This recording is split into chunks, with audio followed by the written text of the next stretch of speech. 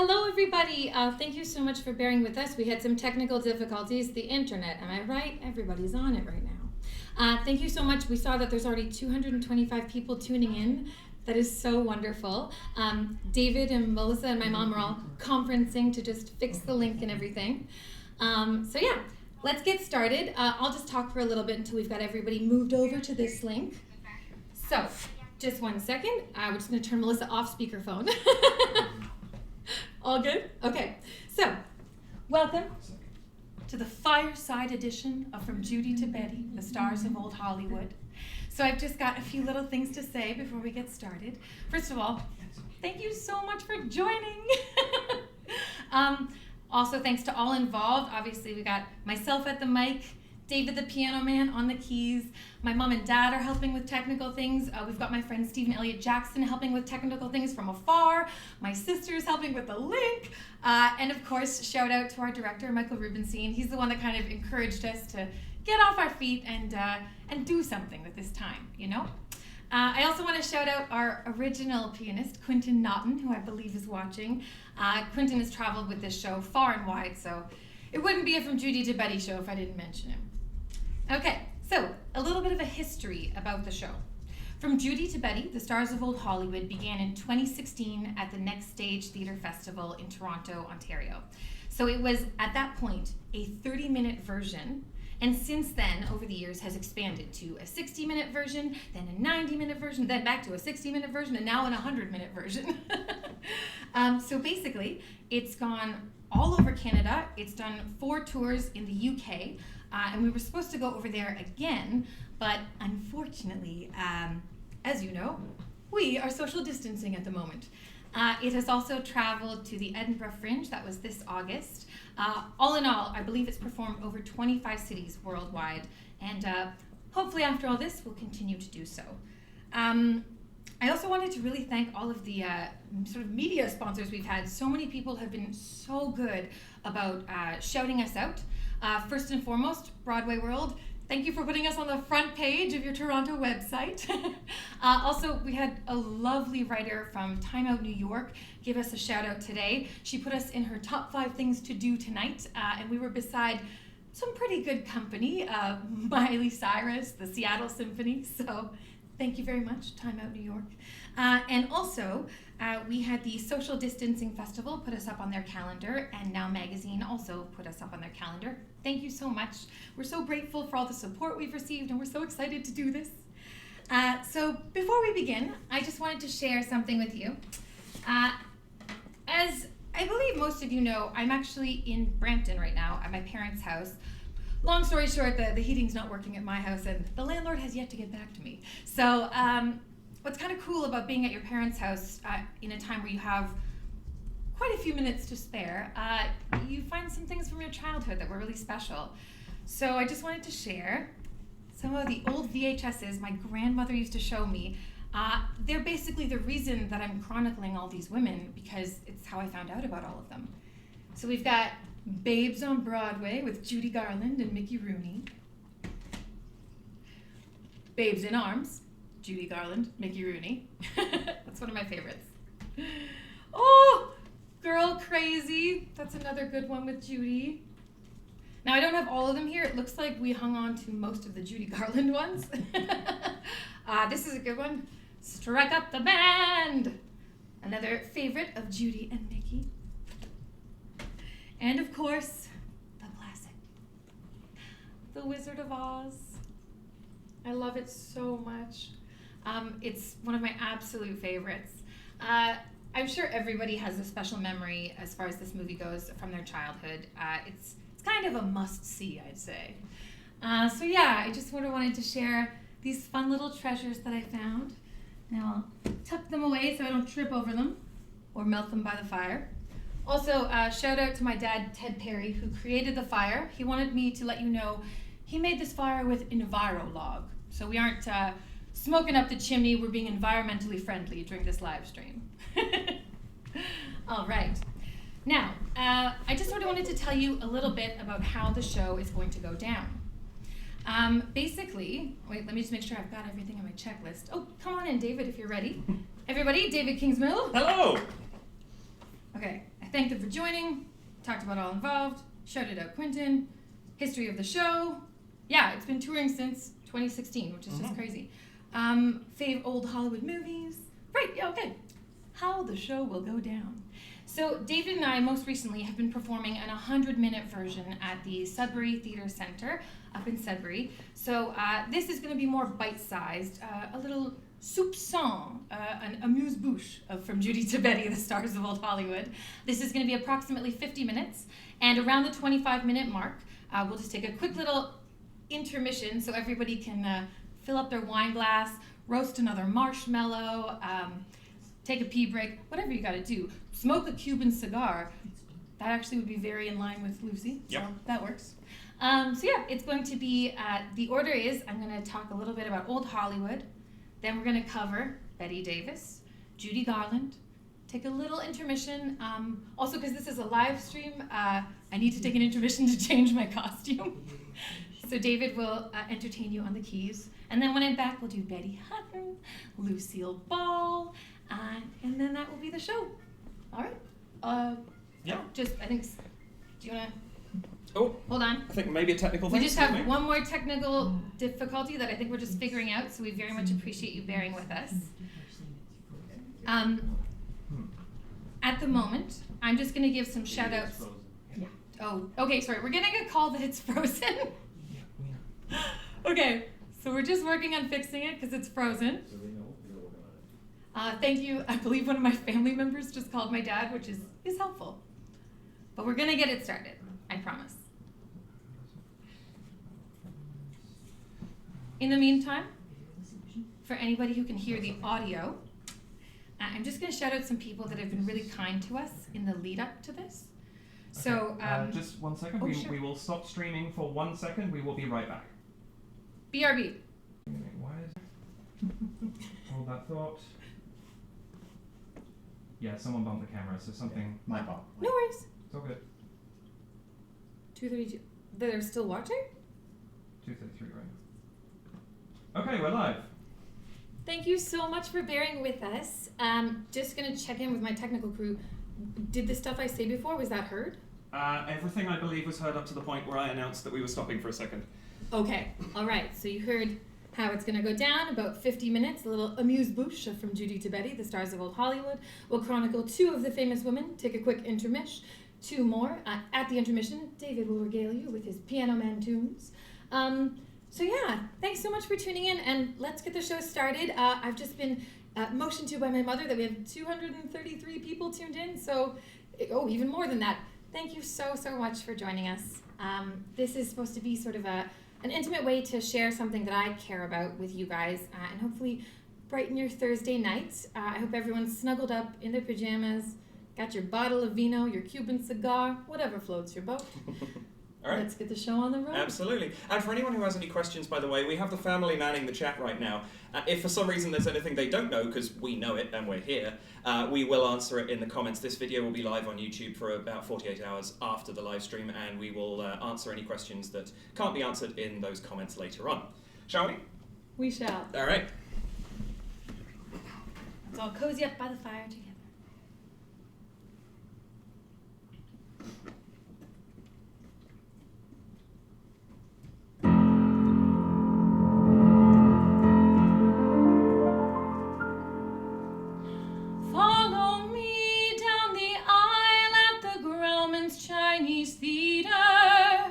Colossal architectural sensation from the plush of your seats in the Grauman's Chinese Theater.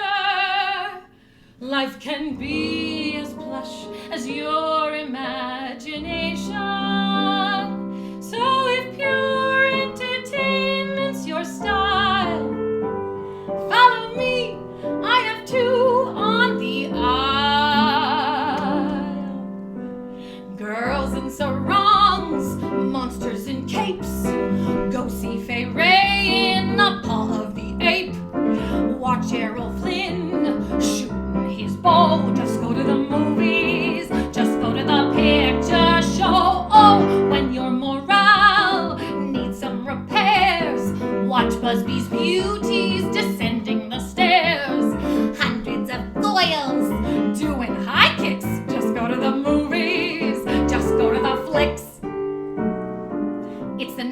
1930s, and movies are being made faster than you can say. MGM. Big studios, big budgets, and big frilly costumes. This is a time in cinematic history where movies were made to make you feel good. Just walk in, take a seat, and be amazed by the glitz, by the glamour, by that old Hollywood charm.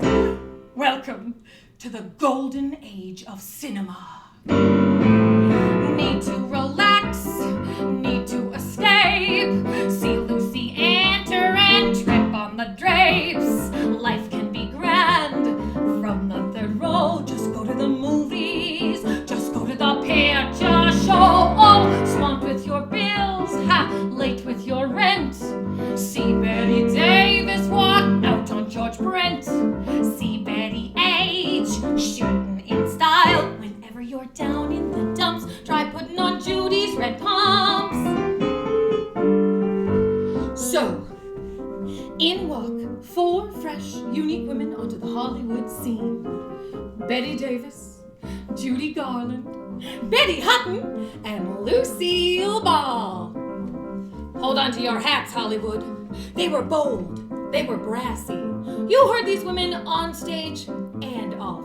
Now, while they each had something unique to offer the Hollywood scene, they all had one thing in common. These 4 women refused to be just another ingénue or cup size. So visit a gun-toting Sharpie, Betty Hutton. No one had more personality than this brassy leading lady.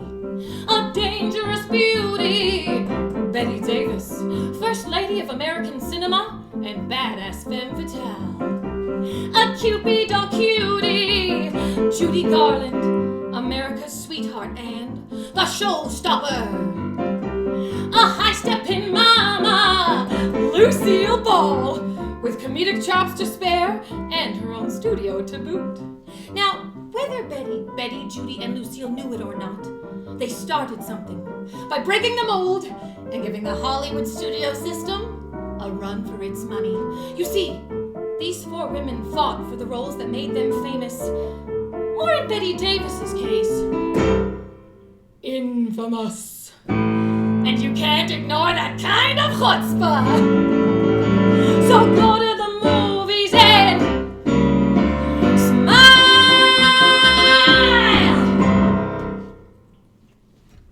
Thank you. These 4 women, they had some of the highest career highs and some of the lowest of personal lows, all set to the glamorous backdrop of old Hollywood. Which begs the question, why do we remember them? Well, first of all, these 4 women were incredible actresses. You had to be, back in the day, with epic 4-hour movies like Gone with the Wind being made. Frankly, my dear, I don't give a damn. Well, that's just it. These 4 definitely gave a damn. Old Hollywood was a time when ability was just as prized as popularity. Nowadays, I'm not so sure. What with the Real Housewives of wherever ruling the television, a surgically enhanced booty breaking the internet, and an internet-famous cat signing a book deal, I think times have changed. But enough philosophy. Back to the plot.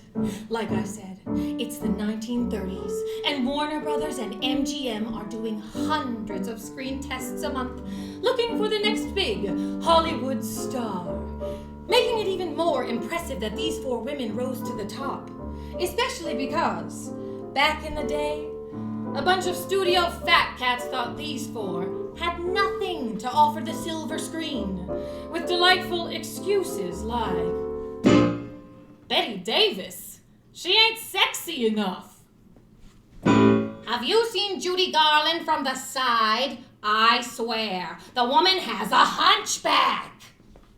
Betty Hutton? No, women aren't supposed to be goofy. Lucy, you're too much of a clown for the camera. Why don't you try radio? Yet here we are, 90 years later, and they are household names. So up first,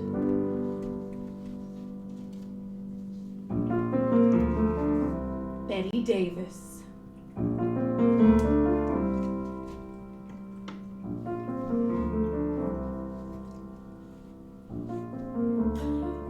Well, everyone else was focused on being likable.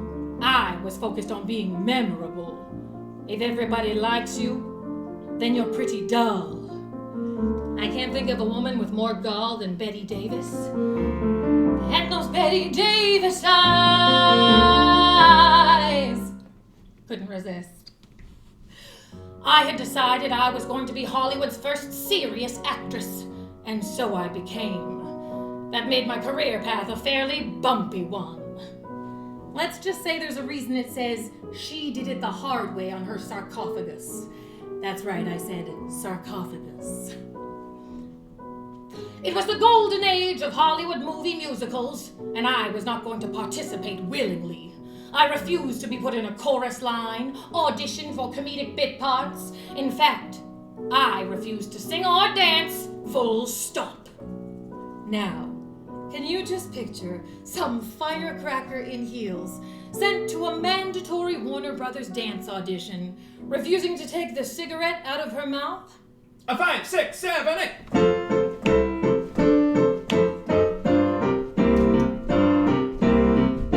Oh, that was Betty Davis. Now, she did break her cardinal rule of no singing allowed on the screen once or twice, but only for fascinating and complex characters, like Baby Jane Hudson in Whatever Happened to Baby Jane. Let me set the scene for you.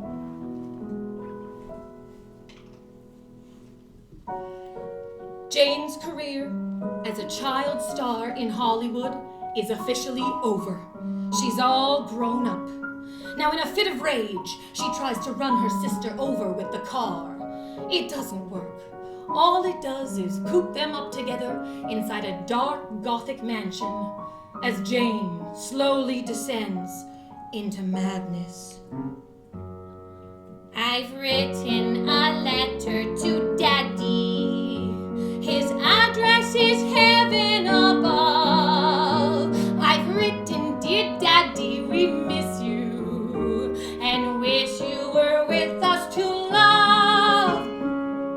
Now, there's something eerily creepy about a grown woman dressed in children's clothing, pin curls in her hair, singing to herself in the mirror as though she were still only 8 years old.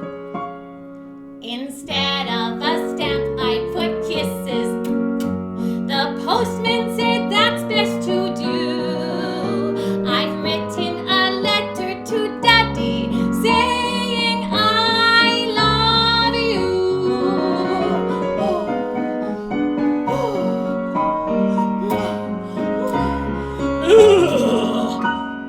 Makes you shudder. But that's the point. Betty Davis always rose to the occasion. Throughout my career, I portrayed strong-willed, even unlikable women who defied society's rules, just like myself. You see, I reveled in villainous roles. I made masterpieces out of horror films. I mean, just take a look at some of the roles this woman had. Some of them weren't just memorable. Some of them were unforgettable. Fasten your seatbelts. It's going to be a bumpy night. What a dump.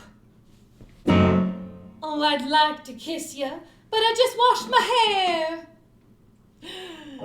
She certainly had some one-line zingers on the screen, am I right?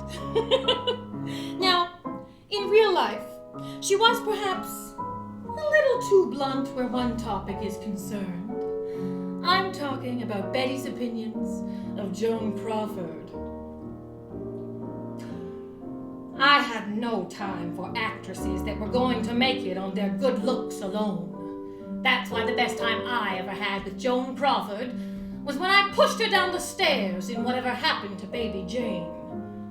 I wasn't going to get chummy with someone who'd slept with every male star at MGM. Except Lassie. Easy, Betty. We all know about the infamous feud between Joan Crawford and Betty Davis. So infamous, 90 years later, FX made a mini-series about it. Crawford, I wouldn't piss on her if she was on fire. Now, as far as I can tell, Betty felt Joan Crawford relied on her good looks, phoning it in as an actress, never challenging herself or her devoted fans. And in Betty's books, this was the highest offense. Acting was a serious craft, and it demanded respect. And believe you me, Joan Crawford wanted that respect. In fact, Joan was always the first person to correct interviewers when they mispronounced Betty's name. Although she spelt it B-E-T-T-E, she insisted on pronouncing it like B-E-T-T-Y because rules are made to be broken. At least mine are. By me. Now that little rule I talked about, no singing on the screen, well, in real life was another matter. In fact, Betty Davis was instrumental in founding the Hollywood Canteen during World War II. That's right, she would regularly pick up the microphone for the sake of entertaining the troops. And when she retired from the pictures in 1973, at the age of 65, with 50 plus years of chain smoking under her belt, she decided it was time to release her very first solo album.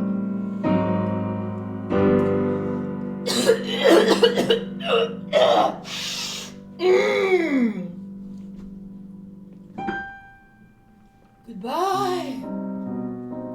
No use leading with our chins. This is where our story ends.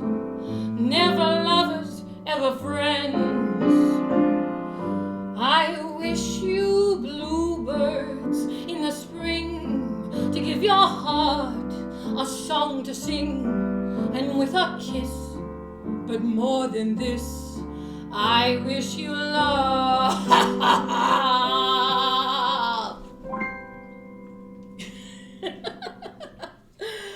I'm just poking a little bit of fun at Betty because she wasn't exactly known for her singing voice or her renditions of romantic ballads. But she was known for one thing. As a woman who stood on her own 2 feet and would not take crap from anybody, this woman refused to be treated as anything less than an equal. And at the heart of it, that's why I love Betty Davis. Now, my favorite story that exemplifies that is this. It's 1933. RKO calls up Warner Brothers Studios. Hello? Hi, Jack. Paul here from RKO. Boy, have we got an offer for you. We want your gal, Betty Davis, to play the lead in our next big budget picture. That's right. She'd play Mildred Rogers in the film adaptation of Somerset Maugham of Human Bondage. What do you say, Jack? Hello? But Jack Warner wouldn't let Betty Davis out of her Warner Brothers Studios contract. Now, did you know these women had to sign 5-year binding studio contracts, making them exclusive to only one studio at a time? That meant they had to accept whatever role they were given, even if they didn't really suit the part, even if it shed them in a bad light, potentially damaging the longevity of their career. Only the women. But when Betty heard about this little phone call, well, she marched straight into Jack Warner's office every single morning for 6 months, telling him exactly why she would be playing Mildred Rogers, making her the first woman to legally challenge the Hollywood contract. And I'm so glad she did. Life magazine called her performance perhaps the best performance by a U.S. actress ever to cross the screen. It also garnered her first of 11 Oscar nominations. So let's fast forward, shall we? to 1940, the 12th Annual Academy Awards!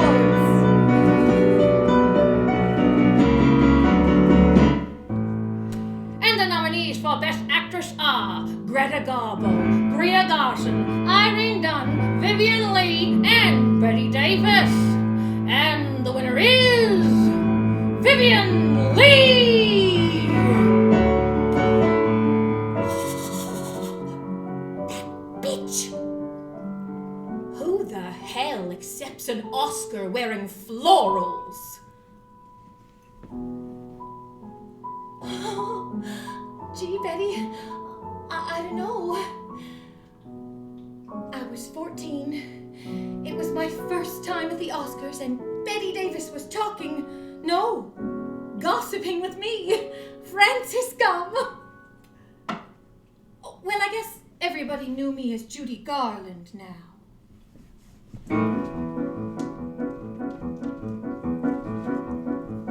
Judy Garland.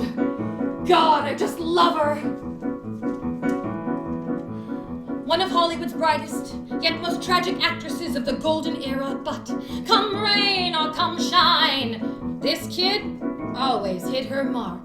Best known for clang, clang, clang went the trolley somewhere over the rainbow on the Atchison, Topeka, and the Santa Fe. So have yourself a merry little Christmas. The folks up north will see me no more. Ever since this world began, there's nothing sadder than a one-man woman looking for the man that got away. While all other Hollywood starlets were busy singing light and bright, Judy wasn't afraid to dig deep, to show vulnerability. Even as a fresh-faced youngster, she caught the attention of the public in her first movie, singing only one song. Dear, when you smiled at me, I heard a melody. It haunted me from the start. Something inside of me started a symphony. Zing went the strings of my heart. 'Twas like a breath of spring. I heard a robin sing about a nest set up high. All nature seemed to be in perfect harmony. Zing went the strings of my heart. Well, zing went those strings of my heart.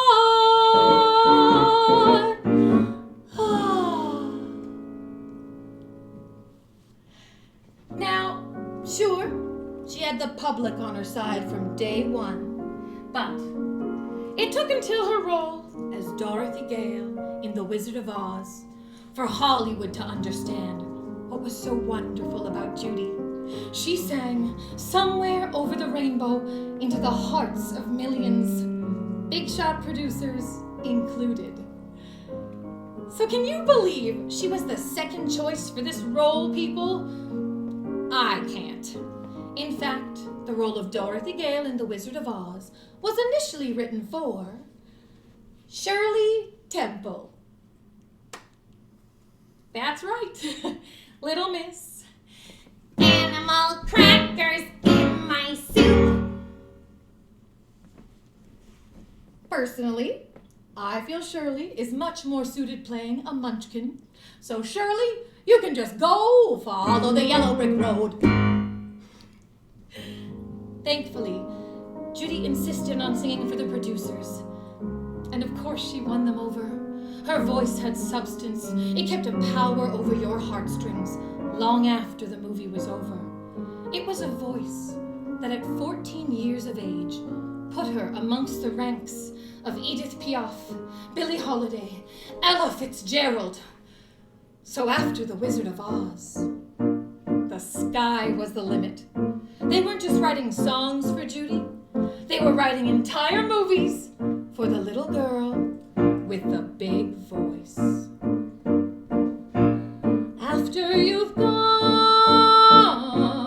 and left me crying, after you've gone, there's no denying you're gonna feel blue and you're gonna feel sad, you're gonna feel bad, and you'll miss, oh you'll miss, how you'll miss the bestest pal you ever had. There'll come a time, now don't forget it, there'll come a time when you'll regret it. Oh baby, think what you're doing. I'm gonna haunt your soul, I'm gonna taunt your soul, I'm gonna drag you to ruin. After you've gone away. But not only could she tug on your heartstrings, she could also put a smile on your face when you needed it most. With my high starched collar and my high top shoes and my hair piled high upon my head, I went to lose a jolly hour on the trolley and lost my heart instead. With his light brown derby and his bright green tie, he was quite the handsomest of men. I started to yen, so I counted to 10, then I counted to 10 again. Clang, clang, clang went the trolley, ding, ding, ding went the bell, zing, zing, zing went my heartstrings. From the moment I saw him, I fell. He tipped his hat and took a seat. He said he hoped he hadn't stepped upon my feet. He asked my name, I held my breath. I couldn't speak because he scared me half to death. Buzz, buzz, buzz went the buzzer. Plop, plop, plop went the wheels. Stop, stop went my heartstrings. As he started to leave, I took hold of his sleeve with my hand, and as if it were planned, he stayed on with me, and it was grand just to stand with his hand holding mine to the end of the line.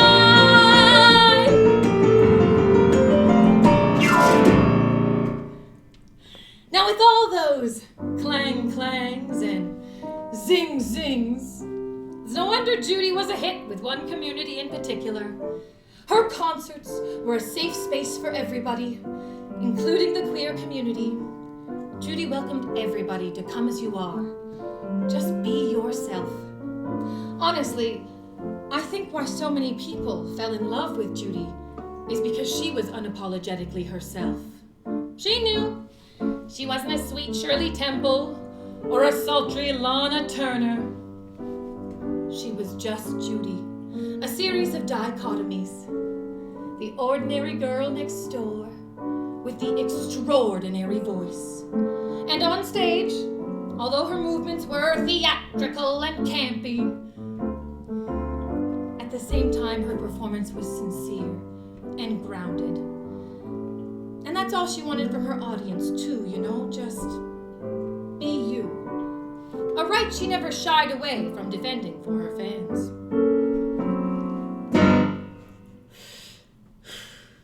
Hey, Judy. Thanks for joining us on the show.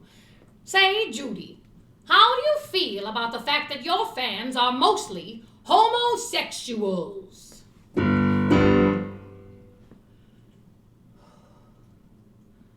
Well, Irv, for years I've been mistreated by the press. So I'll be damned if I have my audience mistreated too. This interview is over.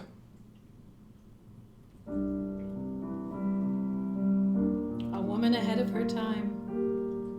Here's something you might not have known. Back in the day, a man would identify himself as gay by saying he was a friend of Dorothy.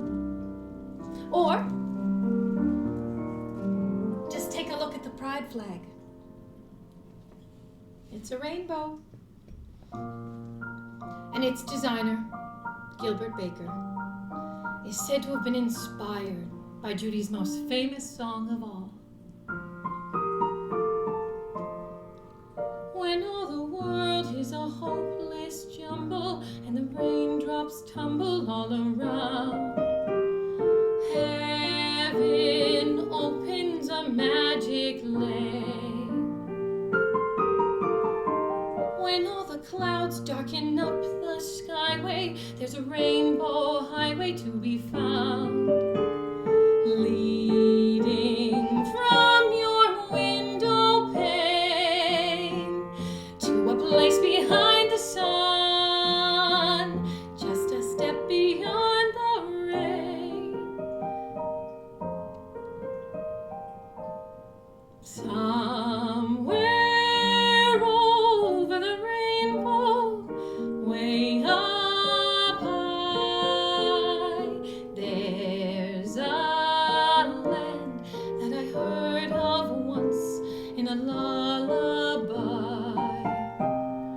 Somewhere over the rainbow, skies are blue, and the dreams that you dare to dream really do come true. Someday I'll wish upon a star and wake up where the clouds are far behind me, where troubles melt like lemon drops away above the chimney tops. That's where you'll find me. And Judy would keep on singing this song throughout the rest of her career, and it would just keep getting better and better. Somewhere over the rainbow, bluebirds fly, birds fly over the rainbow. Why then, oh why can't I? Did you know the day Judy Garland passed away, there was a tornado in Kansas? If happy little bluebirds fly beyond the rainbow, why, oh, why can't I?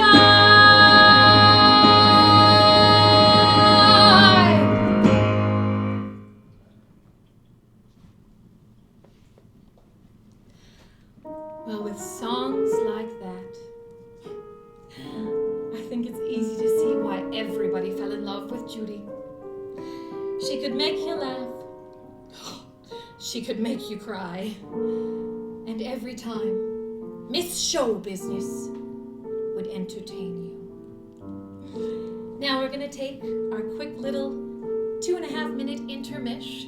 I've gotta go costume change, but you are in the very capable hands of the wonderful David Kingsmill, who has been playing on the keys this entire time. When I come back, I'll be in my Act 2 costume.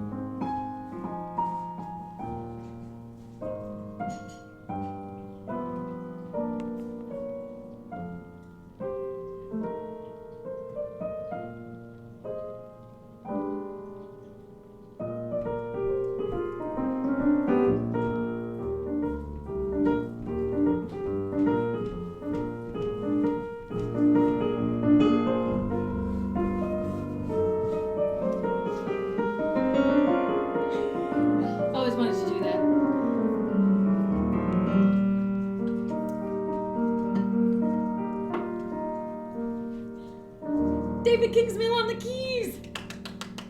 Nice tie. There we go, you can hear my parents. All right, so at the height of my personal obsession with Judy Garland, I was crestfallen to learn she could not finish the role of Annie Oakley in Annie, Get Your Gun due to clinical exhaustion, which had me thinking, okay, MGM, who are you gonna get to replace the Judy Garland in a movie musical? Because anything you could do, she could do better. She could do anything better than you. But I was delightfully surprised when I saw the film. Because Betty Hutton was born to play the role of Annie Oakley, and it rightfully shot her to stardom.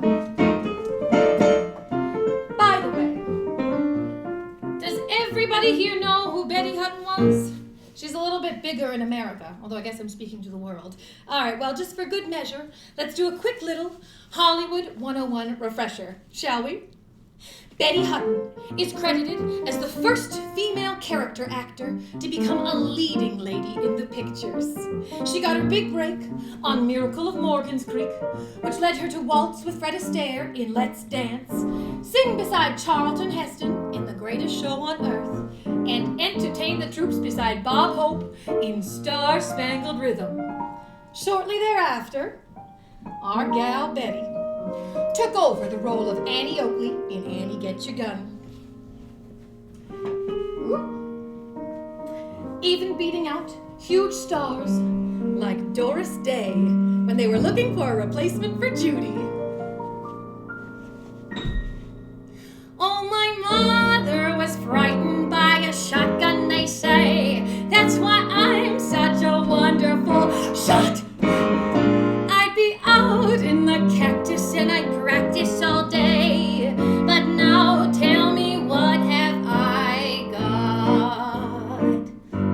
I'm quick on the trigger with targets not much bigger than a pinpoint of number one. But my score with a feller is lower than a cellar. No, you can't get a man with a gun. When I'm with a pistol, I sparkle like a crystal. Yes, I shine like the morning sun. But I lose all my luster when with a Bronco Buster. No, you can't get a man with a gun.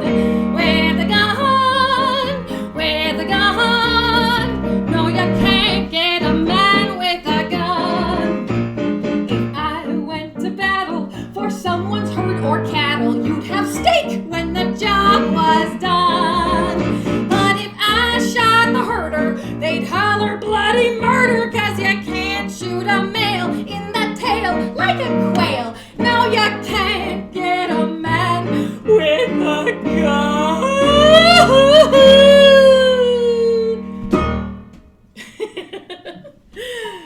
Betty Hutton certainly knew how to steal a show. In fact, huge stars like Ethel Merman were intimidated by a young Betty Hutton. Now, I didn't know Ethel Merman was intimidated by anybody. They were in the same Broadway show called Panama Hattie. And so aware was Ethel of Betty's abilities, she insisted to the producers that they cut her big number from the Broadway musical, so as not to lose the limelight. But even without her show-stopping number, Betty must have been doing something right. She caught the eye of producer Buddy DeSilva, who later gave her her first big role in the pictures when he took over at Paramount. Now, from Vegas to vaudeville to Broadway to the silver screen, our gal Betty has entertained everywhere and in between, including during the war with the USO tours, with songs like this. I finally found a fella, almost completely divine, but his vocabulary is killing this romance of mine. We get into an intimate situation, and then begins this murder, he says. Every time we kiss, he says murder, he says. At a time like this, he says murder, he says. Is that the language of love? He says Jackson, he says, but my name's Marie. He says Jackson, he says, shoot the sloop for me. He says Jackson, he says, is that the language of love? He says, he says, oh, when he likes my hat, he goes, oh, what the heck is that? He goes, woohoo, he goes, in that impossible tone. We'll bring on nobody's murder, but his own.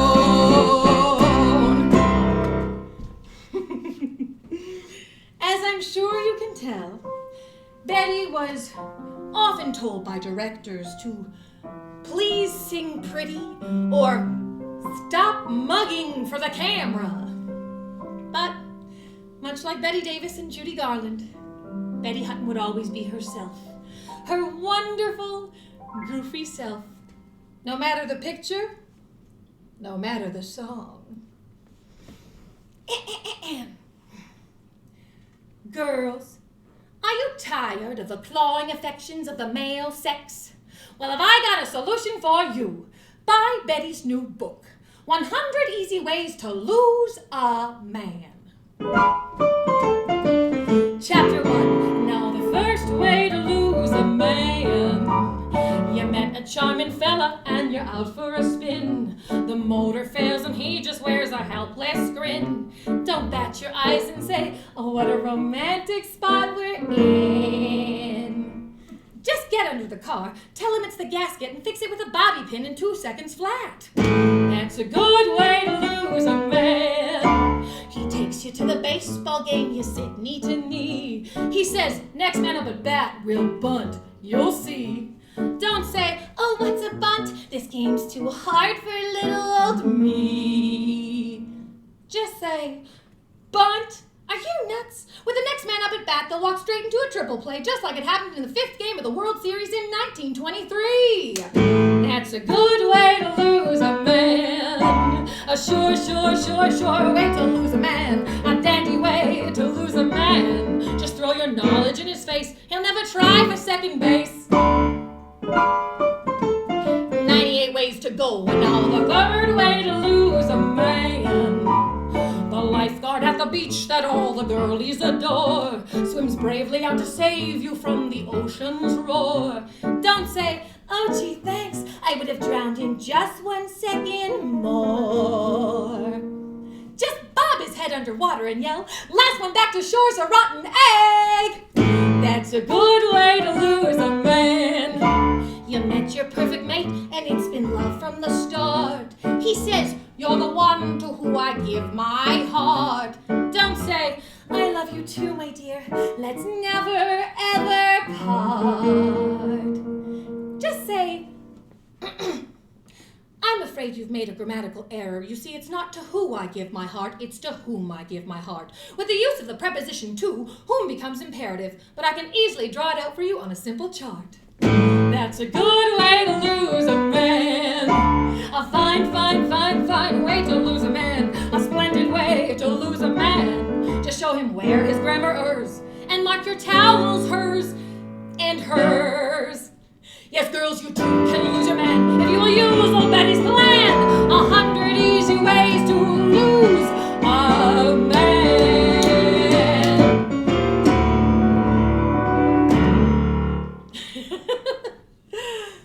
Now, if dear Betty Hutton is the first funny lady of film, well, we just gotta talk about the first funny lady of television. Lucille Ball. Hold on, this won't do. Much better. Lucille Ball was not afraid to sound or be ugly on the screen, bulldozing the way for funny females everywhere. Actually, I'm pretty sure Lucille Ball is the most famous of these 4 women, but it certainly took her the longest to get there. She had to stick it out in the industry for 20 years before catching her big break. When she arrived in Hollywood, she wasn't exactly welcome. In fact, the only job Lucy could get was dancing in the chorus lines of the MGM movie musicals. She danced in those chorus lines for 30 pictures, uncredited. Finally, MGM threw her a bone. Lucy got her first big screen credit in Roman Scandal, only because she was the only woman who would step up for the job. You see, in this picture, her part had to be pelted in the face by mud pies and then immediately stick her head inside the mouth of a de-toothed crocodile. Can't imagine why nobody else wanted the job. But gags like this got Lucille known as a skilled comedian and clown. Soon enough, she was working with the Three Stooges. Soon enough, she was dubbed Queen of the Bee Pictures. But she wasn't a superstar yet. She had to keep going, stick it out. Now here's a story I love. One day, Lucy sees a casting notice looking to cast a Lucille Ball type in a movie. So of course, she excitedly goes to the casting office saying, "I'm available for the job." And they made her audition with all the other girls. After she auditions, where they're looking for a Lucille Ball type, the director says to her, "I'm sorry, you're just not quite what we're looking for." How frustrating! They want someone like you, but they don't want you. In the words of her character, Wildcat Jackson, from the Broadway musical Wildcat, "Can't I catch a break? Hey, look me over, lend me an ear, fresh out of clover, mortgage up to here. So don't pass the plate, folks, don't pass the cup. I figure whenever you're down and out, the only way is up, and I'll be up like a rosebud high on the vine. Don't thumb your nose, but take a tip from mine. I'm a little bit short on the elbow room, so let me get me some. And look out, world! Hear me shout, world! Hey, look out, world! Here I come!"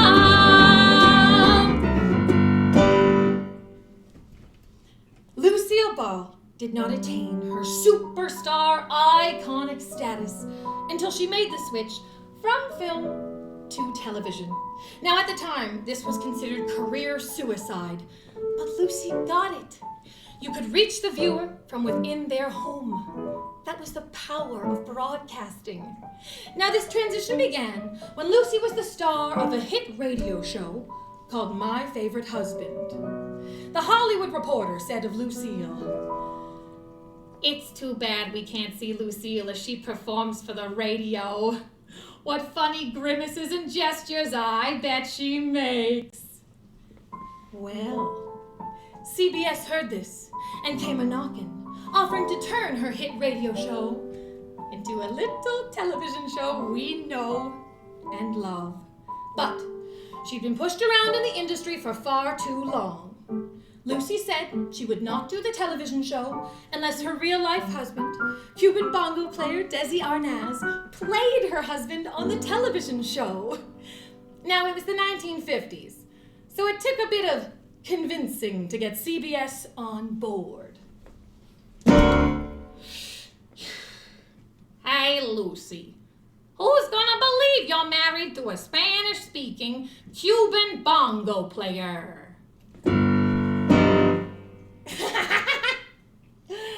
"Maybe because I am married to a Spanish-speaking Cuban bongo player. They call me Sally Sweet. I'm the queen of Delancey Street. When I dance, I go chick, chicky, boom, chick, chicky, boom, chick, chicky, boom." They got on board. And I'm so glad they did. I Love Lucy holds the first record for the longest-running sitcom of all time. Broadcast in over 75 countries, 23 different languages, with lovable skits like Vita Mita Vegemin. For those of you that might not have seen this particular skit, Lucy Ricardo is terribly excited. She's about to film her very first television commercial. Now, it's for a health product that she doesn't realize contains 27% alcohol.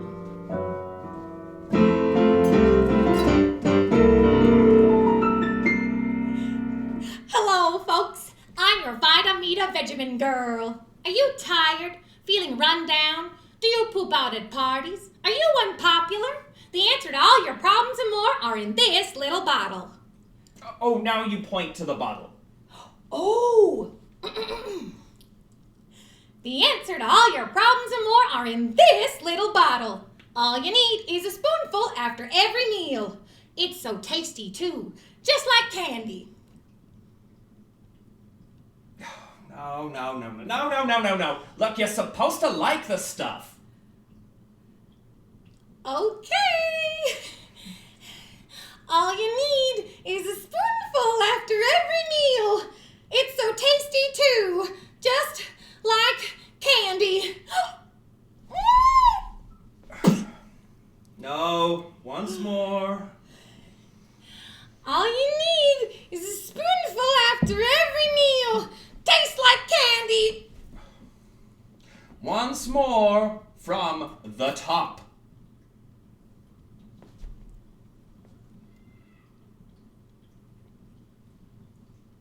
Hello.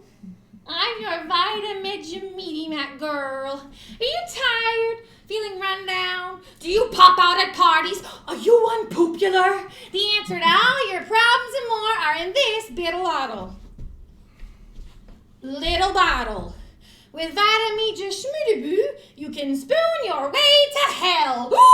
To health! You can spoon your way to health. Remember that name.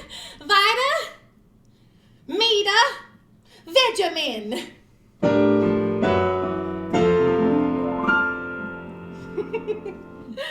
Now there are so many things I love about Lucy. Let's do this Letterman style. A good old-fashioned list. The first live audience. The first to pioneer the 3-camera technique used in all sitcoms today. The first female actor-producer of television.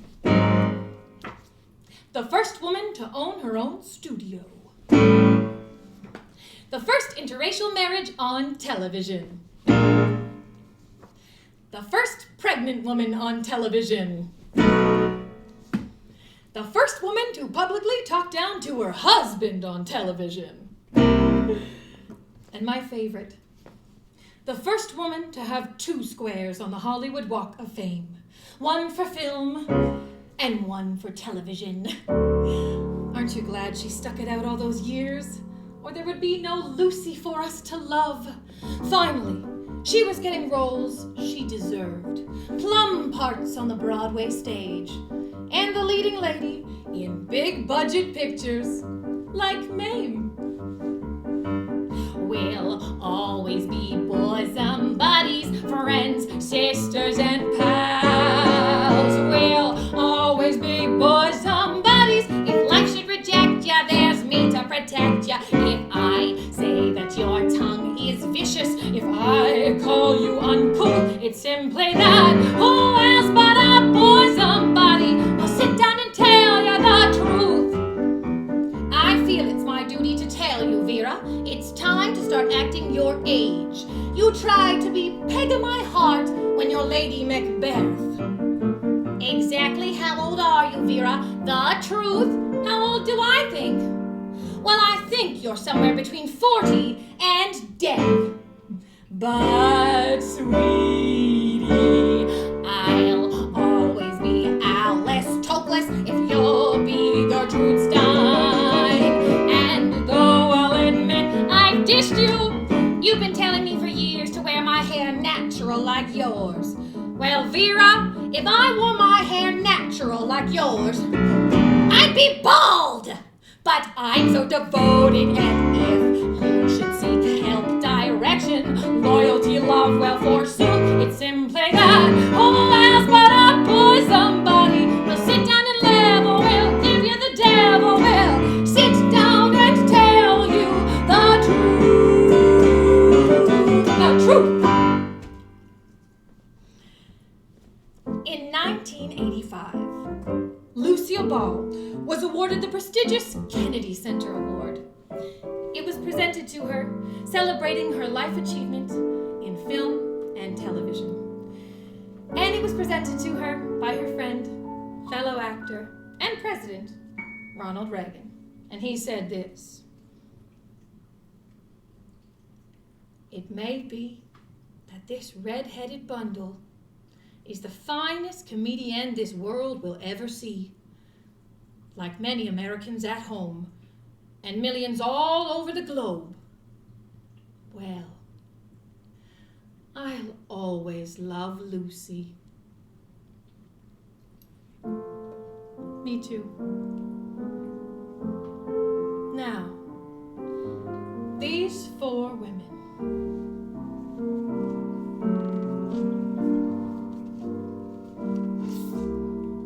Betty Davis,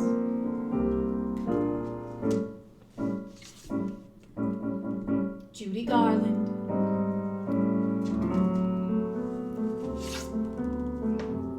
Betty Hutton, and Lucille Ball. Well, they may have lived lives as human as the rest of us, but they achieved a rare and special kind of immortality. Becoming a household name has never been easy, but I believe they have found a deserved place in our hearts and in our minds. They came to Hollywood and conquered, leaving it in such better shape for the women to come. If there's anything I've learned from these 4 women, it's stick to your guns. Because, my goodness, look what happened when these 4 women stuck to theirs. Can you hear that? Can you hear it? It's as though you can almost hear that glass ceiling just about starting to crack. So weep no more, my lady, sing that song again for me. Sing oh my Joe, just as though you had me on your knee. A million baby kisses I'll deliver if you will only sing that Swanee River rockabye, your rockabye baby, with a Dixie melody. Good night, folks. Okay, but actually don't go anywhere because we have a bunch of people to thank. David and I are just going to take a seat by the fireside. Okay. First and foremost, a company that we tour with called Smile Theater has been really kind and has set up a donation link if you would like to donate to the show we just performed for you, but no pressure. If you'd like to, great. If not, no worries. So you can go and donate at www.rebeccaperry.ca/donate, and that will take you straight to the Canada Helps link where you can donate. Was that coherent? That was coherent. Oh, good. Okay, let me get out my chalkboard so that I don't forget anything. Go ahead and entertain them. Thank you all for coming and tuning in. We really appreciate it. This is a very peculiar way of doing theatre, and it's something that I think a lot of people are experimenting with right now. Thank you for bearing with us. This is our first time live streaming anything. It's been 3 days of technical, frenetic charging around trying to make sure everything works. So we really, really appreciate you guys for coming and supporting us today. Yeah, thank you so much. It really does mean the world to us. Mm-hmm. Also, one thing we didn't think about, because we just lit it now, fireplaces are hot. I worked up a flipping sweat. Oh my goodness. I'm fine, I was over there. Please donate, because I need new dresses. There's a hole in each of them. Okay, so thanks for joining us. Thank you to all involved. So there was a ticker tape running across the screen. That did work. There should have. Mom, was there a ticker tape? There's okay, a ticker so tape. that listed the whole creative team. You know who they are. You love them. They're fabulous. Oh. Mm-hmm. But also, Thank you so much for taking the time out of your schedule. I know we all have a lot of free time right now, but there really is a boom in vlogging, so we appreciate you picking us for a little bit. Yeah. On that note, we wanted to support some other vlogs. So first and foremost, every night, his name is Matt Lacaw on Instagram, so that's @is_that_Matt Lacaw, and Lacaw is L-A-C-A-S. He's making a new cocktail every single night. So if you want to get your drink on, you can learn something at the same time. Last night he made some old Hollywood cocktails in honor of the show happening tonight. He made this super awesome multicolored drink that was called Over the Rainbow. And then he made a good stiff drink as well, very much in the vein of the drink that Betty Davis would hold during interviews and refuse to take out of her hand. Next up, right now, you can tune on in on YouTube to Toronto Musical Concerts. So there's a daily stream at 7 p.m. every night. That's where I'm going in like literally 30 seconds because Sarah Strange is the musical guest tonight. So Toronto Musical Concerts, you can follow them.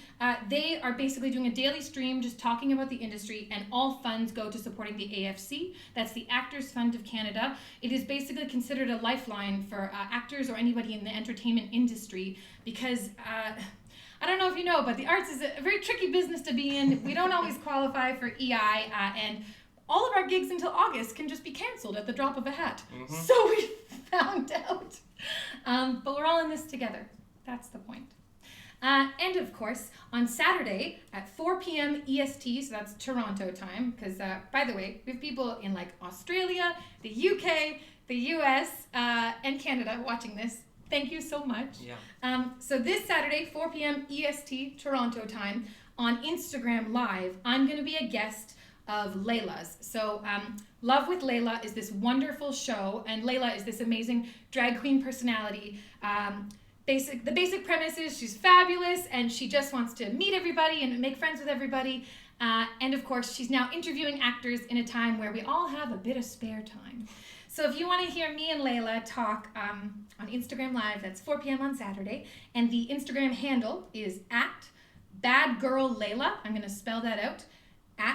@BADGIRLLEILA. She's doing daily interviews. You should check her out. Also, we've had a bunch of people help us with this stream. So remotely right now, we've had Stephen Elliott Jackson and my sister, Melissa Perry, helping us figure out all these technical difficulties.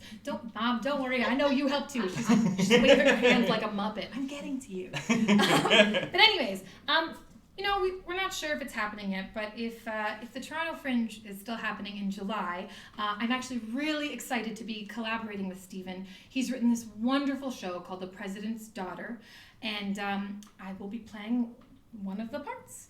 It is directed by Rebecca Picharak, and yeah, you can check us out at the Theatre Passamarais main space. And the Fringe, I believe, is July 1st to 14th this year. Yes. Yeah. No. Oh, sorry. Oh. We're getting. My mom is motioning. Remote things. Yes. Is that the 12th? Yeah. Okay, that's the 12th. Sorry. We've been Googling technical stuff the last days. Apologies. So yeah, just if we get out by then, we would love it if you would join us at The President's Daughter. Stephen's such a talented writer. When I saw Seat Next to the King, and David too, I was like, so yeah. Join us. It's wonderful stuff. And actually, I missed one sort of media outlet to shout out. The Toronto Fringe was really kind and included us in their newsletter today, giving all the information of the show. And once again, shout out to Broadway World, Alan Henry, Time Out New York, the Social Distancing Festival, Go Nick Green, Now Magazine, thank you Glenn Sumi. Yeah, and I think that's everything. We've said all our thank yous. Yeah, just mentioning the Social Distancing Festival. If you haven't looked that up, go check it out. Nick Green's put together this great website that's also just collating a huge bunch of people who are doing cool stuff while social distanced. Yeah. Thank you for including us in your calendar. So yeah, if you want to join me, I'm actually just going to head straight over to Toronto Musical Concerts because I love Sarah Strange and Christopher Wilson. Like, awesome people all around. Absolutely. Anything else? Oh, wait. I said I was going to thank them, and I almost forgot.